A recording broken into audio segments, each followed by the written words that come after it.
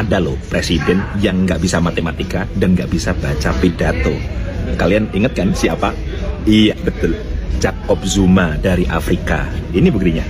Indi bininging, indi bininging. Nggak bisa baca angka tuh. 769, 800 700. Dan seperti ramalan para pengikutnya waktu itu 2009 sampai 2018 ya, porak-poranda itu ekonomi Afrika Selatan. Nah, setelah diganti agak baikan nih sekarang, investasi dan juga keuangan Afrika Selatan itu jadi lebih membaik lah gitu ya. Artinya bahwa masih ada harapan untuk Afrika Selatan. Oke? Prabowo pernah bilang hidup Jokowi, tapi Jokowi nggak pernah bilang hidup Prabowo. Kamu tahu apa artinya? Ya, saya nanya. Saya sih nggak tahu.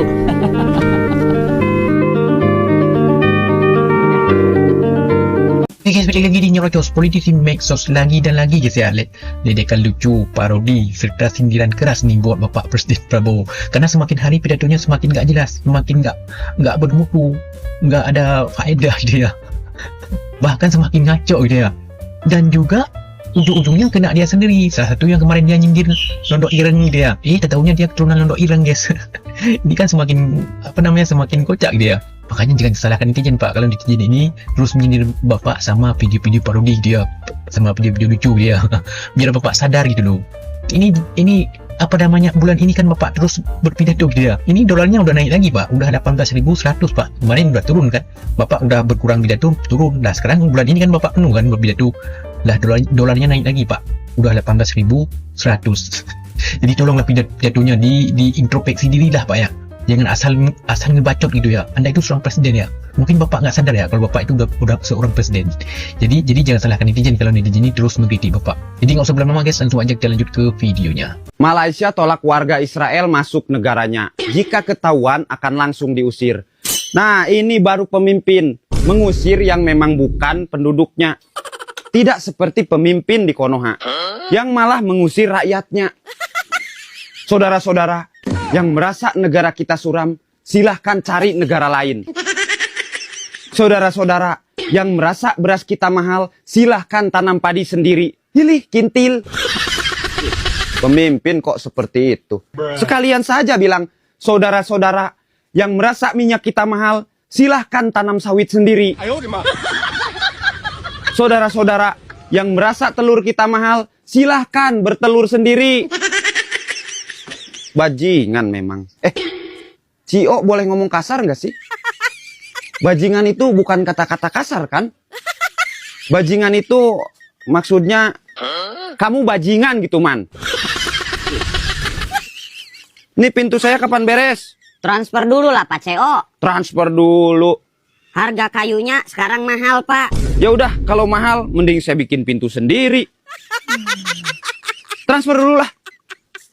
Saudara-saudara, MBG ditambah dengan Koperasi Desa Merah Putih ini akan membangkitkan ekonomi kita. Sekarang saya kira secara jujur para kepala desa, para bupati sudah mulai merasakan. Ke depan akan lebih merasakan.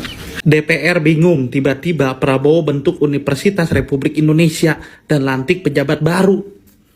Wonderful Indonesia men. Di sana bingung, di sini bingung. Nanti nggak bingungnya pas di surga. Kalau kata Aldi Taher mah, bayar pajak cuma buat ngegaji orang bingung. Kan setan. Saya dapat laporan sekarang sudah banyak petani yang libur ke luar negeri. Nggak apa-apa, libur boleh. Kapan lagi petani libur ke luar negeri? Ini siapa yang laporin toh Yoyo? Pantesan bantuan gak ada yang turun. Ini pasti Bapak Presiden mikirnya kita ini petani udah banyak duit semua. Hidup macam apa ini?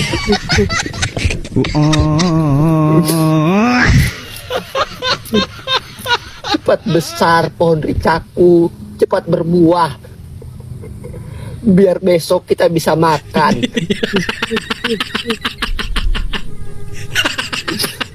Saudara minta saya bersedia dicalonkan lagi tahun 2029. Alah wis Pak cukup pisan iki ngrasakne wis ora ndang mari kaya koplak rasane ning das kok. Rakyat iki padha koplak kabeh saiki ngrasakne sampean kok malah arepe nyalon meneh. Wis cukup pisan iki ae wis. Wis. Bayangkan saya sebagai Presiden Indonesia, sudah Presiden Amerika undang, Presiden Rusia undang juga. Habis itu diundang lagi oleh Presiden Xi Jinping, diundang lagi oleh India. Habis itu Brasil. Kemarin Pak Presiden Prabowo ngomong kayak gini. Saya dapat laporan satu penggilingan padi untung tiap panen 2 triliun per bulan. 2 triliun per bulan. Ini kan anak buahnya Pak Prabowo nggak mungkin bohong. Dan Pak Prabowo nggak mungkin tertipu kemudian nyebarin berita hoax. Jadi untuk statement ini gua mempertanyakan ke Bursa Efek Indonesia. Kok bisa sih ada perusahaan penggilingan beras yang untungnya 2 triliun per bulan tapi nggak IPO? Sedangkan perusahaan-perusahaan pengelolaan beras yang IPO, contoh emiten nasi, 2023 untungnya cuma 300 juta, 2024 140 juta, sedangkan 2025-nya minus 3 miliar. Kemudian ada emiten hoki, 3 tahun terakhir minus 1 miliar, 3 miliar, dan 33 miliar. Yang rugi IPO sedangkan untung 2 triliun per bulan kok nggak IPO? Gimana nih Bursa Efek? Padahal kalau untung 2 triliun per bulan, yang artinya 24 triliun per tahun, itu akan jadi perusahaan dengan net profit nomor 4 di Bursa Efek Indonesia. Cuma kalah dari BCA, BRI, sama Mandiri. Lebih untung dibanding tambang, nikel, atau sawit. Jadi tolonglah Bursa Efek, dicarilah ini perusahaan fiktif ini. Dengan MBG kita tembak 10 miliar. Kita pakai dulu uang dana desa. Kita pakai dulu mendasar. Nah, dana desa juga mau diambil untuk program MBG. Pak Prabowo, sebenarnya prestasi Anda ini apa sih? Yang pertama, dana MBG itu sebenarnya sudah dari APBN. Lalu banyak dikorupsi. Banyak makanannya terbuang. Sekarang dana desa pun mau Anda pakai juga untuk MBG. Wah, pembangunan di desa pun tak berjalan, dan seterusnya. Yang kedua, Bapak bilang perputaran uang di desa itu melonjak. Yang terjadi malah harga-harga yang naik, Pak, yang melonjak, Pak. Yang kedua, yang dapat uang kan juga orang-orang yang mengelola dapur SPPG doang, Pak. Bukan sekolahnya, begitu. Jadi kita sih pikirnya tidak masuk akal sih MBG ini dilanjutkan kalau dengan sistem begini, Pak Prabowo. Catat, rekam, ya.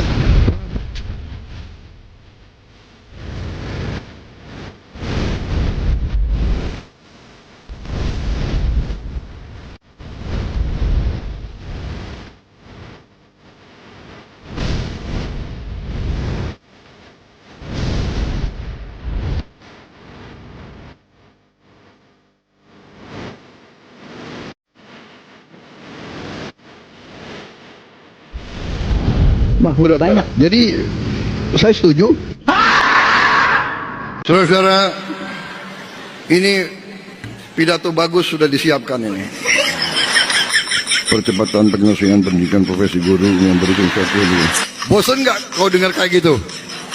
Bosan. Jangankan kau, aku pun bosan.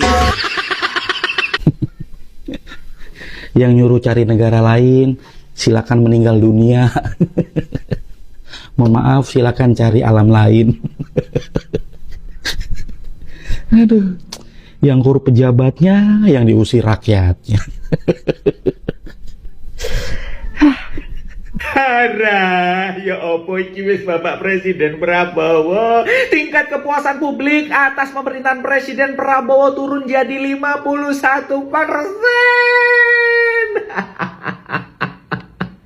Dalam 9 bulan turun 30%. November 2025 tingkat kepuasan publik atas pemerintahan Presiden Prabowo itu 81%. Penurunan kepuasan publik atas pemerintahan Presiden Prabowo itu dipengaruhi oleh beberapa faktor, yaitu faktor ekonomi, faktor politik, faktor penegakan hukum. Ekonomi buruk, politik buruk, penegakan hukum juga buruk. Gimana ini Bapak Presiden? Ayo Bapak Presiden, ayo bekerja lebih keras, bekerja lebih giat. Tunjukkan kalau kondisi ekonomi Indonesia baik, kondisi hukum di Indonesia baik, kondisi politik di Indonesia juga baik. Agar apa? Agar tingkat kepuasan publik atas pemerintahan Presiden Prabowo naik lagi. Kalau Bapak Presiden terus seperti ini, blunder-blunder lagi, ya tingkat kepuasan publik atas pemerintahan Presiden Prabowo semakin turun. Bayangkan dalam 9 bulan, turun 30%. Gimana tahun 2027? Turun 30% jadi 20%. 2028 turun 30% dari 20%. Waduh, men Pak. Men iku piye Pak? Mumet ngerasa Mas Gibran. Tolong Bapak Prabowo, tolong jangan diem aja, jangan diem aja.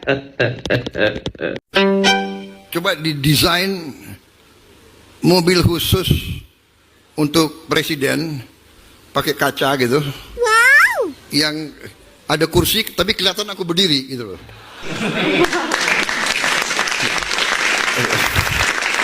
Boleh dong? Hah?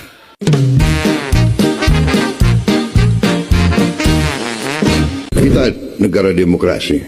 Kita tidak anti kritik, tapi kita bukan anak kecil. Kita tahu ada orang-orang Indonesia yang senang mengabdi dan berbakti kepada bangsa lain. Itu yang dulu kita sebut londo ireng. Teruntuk Bapak Presiden Prabowo Subianto, Pak, mohon maaf, Bapak nggak usah ngomongin demokrasi deh. Kalau cara memimpin Bapak, kalau cara bernegara Bapak itu tidak ada satupun yang mencerminkan nilai-nilai demokrasi. Karena nilai dari demokrasi atau esensi dari demokrasi itu apa sih? Partisipasi, Pak. Bukan oleh militer, bukan oleh Polri, tapi oleh rakyat. Karena demokrasi itu kan dari rakyat, oleh rakyat, untuk rakyat. Sekarang coba lihat kita. Dari rakyatnya belum tentu, oleh rakyatnya apalagi, untuk rakyatnya meragukan. Kita ambil contoh, tiba-tiba MPR-nya bisa menjadi utusan khusus presiden. Tiba-tiba militernya bisa ngurus koperasi dan bertani. Tiba-tiba Polri bisa ngurus makan bergizi. Tiba-tiba tercipta Universitas Republik Indonesia. DPR mengaku bingung tidak diajak berkomunikasi. Ini apa? Demokrasinya mana? Dan yang paling bikin aku penasaran adalah sebenarnya Pak Prabowo sadar nggak sih Pak kalau Bapak itu sekarang menjabat sebagai Presiden Republik Indonesia? Kenapa aku tanya gitu? Mohon izin Pak, kalau Bapak sadar, Bapak nggak akan asbun di dalam pidato. Bapak nggak akan sebut londo ireng, dasmu, apapun itu. Karena Bapak akan sadar bahwa setiap apapun yang Bapak omongkan di dalam pidato, di dalam wawancara, konferensi pers, atau apapun itu berpengaruh pada masyarakat dan berpotensi membuat kegaduhan. Kan Bapak sendiri juga bilang tidak suka kegaduhan. Tapi di saat yang bersamaan Bapak sendiri adalah sumber dari kegaduhan, Pak. Jadi saranku, sebelum menyalahkan asing, sebelum menyalahkan Anies, sebelum menyalahkan Ganjar, sebelum menyalahkan Soros, introspeksi diri dulu, Pak. Coba ngaca dulu, kira-kira sumber kegaduhan itu dari mana? Dan terakhir, kalau Bapak memang benar-benar serius ingin menegakkan demokrasi di Indonesia, hentikan EBG sekarang, hentikan Kopdar sekarang, hentikan program-program yang boros anggaran. Karena itu adalah benar-benar dari suara rakyat.